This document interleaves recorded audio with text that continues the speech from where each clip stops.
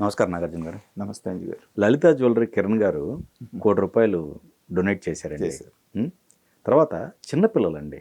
ఆ చిన్నపిల్లలు ఒక స్కూల్లో వాళ్ళు కూడా వాళ్ళ ఏంటి చూసారు, కిడ్డీ బ్యాంక్ సేవింగ్, దాంట్లో ఉన్న ₹10 కావచ్చు, ₹100, 500 అట్లాంటివి కూడా డొనేట్ చేయడానికి ఒక స్కూల్ మొత్తం ఒక వీడియో రిలీజ్ అయిందండి. 31,000, 32,000 కలెక్ట్ చేసి ఇచ్చారు.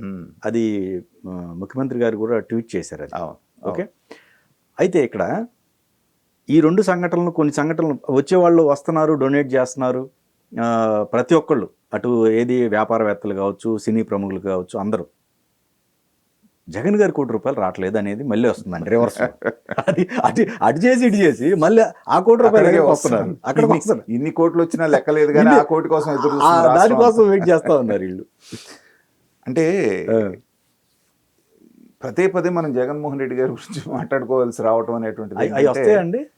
అదే నేను అంటుంది. ఓకే, వచ్చినా కూడా ఈ రూపంలో చంద్రబాబు నాయుడు గారికి అయితే రావనుకుంటున్నాను నేను. పోనీ ఎట్టగొట్టన వస్తాయా? పోనీ ఇప్పుడు అసలు ప్రతిరోజు వాయించేస్తున్నారు. అది కూడా అనుమానాస్పదం. ఎందుకంటే వరదలాగా వస్తున్నాయి డొనేషన్స్ చంద్రబాబు నాయుడు గారికి. అవును, అన్ని రకాలైన నిన్న మెగా కృష్ణారెడ్డి వాళ్ళు కూడా ఇచ్చినట్టున్నారు. అలాగే పారిశ్రామికవేత్తలు, తర్వాత స్వచ్ఛంద సంస్థల వాళ్ళు, మామూలు వ్యక్తులు కూడా వాళ్ళ చేతనైనటువంటిది ఎన్ఆర్ఐస్ ఎవరికి తోచింది వాళ్ళు చేస్తున్నారు. అందరికంటే పెద్ద సాయం దివి మురళీకృష్ణ గారు ఇమ్మీడియట్గా రెస్పాండ్ అయ్యి దాదాపు 2.5 లక్షల మందికి, 3 లక్షల మందికి భోజనాలు ఏర్పాటు చేసి చేయటం జరిగింది. అయితే మీరు సాయం అనేటువంటిది ఎప్పుడు చేయాలి? అనౌన్స్ చేసినటువంటి వెంటనే చేయాలి. ఇప్పుడు కదా అవసరం. అవును, ఎన్ని డబ్బులు వచ్చినా కూడా చాలు ఇప్పుడు. కరెక్ట్. ఊరికి ఒక మాట అనేసి వెళ్ళి బెంగళూరు ప్యాలెస్లో కూర్చుంటంతో ఆయన ట్రోల్ అవుతున్నాడు విపరీతంగా. జగన్మోహన్ రెడ్డి గారి మనస్తత్వం ప్రత్యేకమైనటువంటి మనస్తత్వం అని మనం 100 సార్లు చెప్పుకున్నాం. ఇది ఇంకొక సంఘటన. ఇప్పుడు ప్రజాప్రతినిధుల కోర్టు నీకు సంవత్సరానికి పాస్పోర్ట్ తీసుకొని పర్మిషన్ ఇచ్చింది. ₹20,000 పూచీకత్తు ఇచ్చేసి తీసుకోమని చెప్పి వాళ్ళు చెప్పారు. అక్కడికి వెళ్ళి సంతకం పెట్టి 20,000కి పూచీకత్తు ఇచ్చి తీసుకోవచ్చు. కానీ నేను ఆ కింద కోర్టుకి వెళ్ళటం ఏంటో అనేటువంటి అహంభావంతో పొన్నవాళ్ళని అక్కడికి అప్లై చేయమంటాం, అప్పీల్ చేయమంటాం, హైకోర్టుకి వెళ్ళి ఇవాళ దాని మీద వస్తుంది అనుకుంటా జడ్జిమెంట్. అంటే అతని మనస్తత్వం, నేను ఎందుకు చేయాలి, నేను ఎందుకు వెళ్ళాలి. అలాగే ఇవాళ ₹1 ఇస్తే ఎవరికి ఇవ్వాలి? ముఖ్యమంత్రి సహాయ నిధికి ఇవ్వాలి. అంటే చంద్రబాబు నాయుడు గారికి ఇచ్చినట్టుగా ఆయన భావిస్తాడు. అది ఇవ్వటం ఆయనకి ఇష్టం లేదు. పోనీ అలా నీకు ఇష్టం లేనప్పుడు నువ్వే ₹1 సరిపడా ఏదన్నా సామానో ఇంకోటో సహాయకి తీసుకొచ్చి ఎదురికి మీరు ఫ్లెక్సీలు, బ్యానర్లు, ఫుల్ పేజ్ యాడ్లకి తక్కువ లేదు కదా, చెయ్యండి. అది లేదు, ఇది లేదు, వెళ్ళిపోయి బెంగళూరు ప్యాలెస్లో కూర్చున్నావు అంటే దాని అర్థం ఏంటి అనేది ప్రజలందరూ కూడా నవ్వుకుంటున్నారు. ఇప్పుడు లలిత జ్యువెలర్స్ ఆయన వచ్చాడు, చక్కగా అనుకున్నది అక్కడ ఇచ్చేసాడు, 4 మంచి మాటలు చెప్పి వెళ్ళాడు. ఎంత చక్కగా చెప్పాడు ఆయన. ఈ వయసులో ఆయన అసలు తీరిక లేకుండా ఇలా చేయటం అనేది మాకు ఆశ్చర్యం కలిగిస్తోంది. అది ఇది అని చెప్పేస్తాను, రాష్ట్రం త్వరగా కోలుకోవాలి, నేనే కాదు నాలాంటి వాళ్ళు వ్యాపారస్తులందరూ కూడా వచ్చి సహాయం చేయాలని కోరుతున్నాను అని 4 మంచి మాటలు చెప్పి వెళ్ళాడు. ఇది కదా చేయాల్సింది. ఇది లేకుండా ఇవాళ దేనికి వస్తున్నావు రాష్ట్రానికి? మళ్ళీ వస్తున్నావు అంటే నిజంగా ₹1 పట్టుకొస్తున్నావేమో అనుకున్నారు. క్రిమినల్ అయినటువంటి నందిగం సురేష్ను పలకరించడానికి నువ్వు వస్తున్నావు అంటే జనాలు నవ్వుకుంటున్నారు అనేటువంటి ఈ నామోషి కూడా లేకుండా పోయిందండి వీళ్ళకి. అనౌన్స్ చేయటమే ఆయన స్థాయికి చాలా చిన్నది. ఇప్పుడు సిబిఐ నిర్ధారించిన దాని ప్రకారంగానే 44,000 కోట్లు, 45,000 కోట్లు అప్పుడు ఆస్తి. ఏది?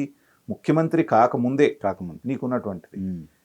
ఈ 5 సంవత్సరాల్లో నువ్వు సంపాదించిన లెక్కలు ఒక లిక్కర్ మీద సంపాదించిన చూస్తేనే 1,000 కోట్లకు ఎక్కడికో వెళ్ళిపోతాం. అలాంటప్పుడు కేవలం ₹1 నువ్వు అక్కడ చేసావు అంటే అప్పుడే నవ్వులు పాలయ్యావు నీ స్థాయికి నువ్వు. అది కూడా వెంటనే ఇచ్చేస్తుంటే కాస్తన్నా మర్యాద దక్కేది. ఏదో పోనీలే, ఏదో అధికారంలో లేడు కదా ఇచ్చేసాడు అనుకో. దాన్ని ఇంకా నానుస్తూ చేస్తూ ఉంటే నిజంగా ఆ పిల్లలది విన్నప్పుడు ఎంత ముచ్చటేసిందంటే, చిన్నపిల్లలు స్కూల్లో ఆ కిడ్డీ బ్యాంకుల్లో వాళ్ళు సేవింగ్ చేసుకున్నది, దాచిపెట్టుకున్న 5-10 తీసుకొచ్చి ₹31,000 వాళ్ళు తీసుకొచ్చి సీఎం సహాయ నిధికి పంపించారు అంటే మిగతా పారిశ్రామికవేత్తలు 10 కోట్లు ఇచ్చిన దానికంటే కూడా ఇది ఘనమైంది. ఎందుకంటే చిన్నప్పటి నుంచే వాళ్ళలో ఆ సేవాభావం, ఆ పసి మనసుల్లో రావటం అనేటువంటిది అఫ్కోర్స్ ఆ టీచర్లు, తల్లిదండ్రులు ప్రోత్సహించి ఉండొచ్చు.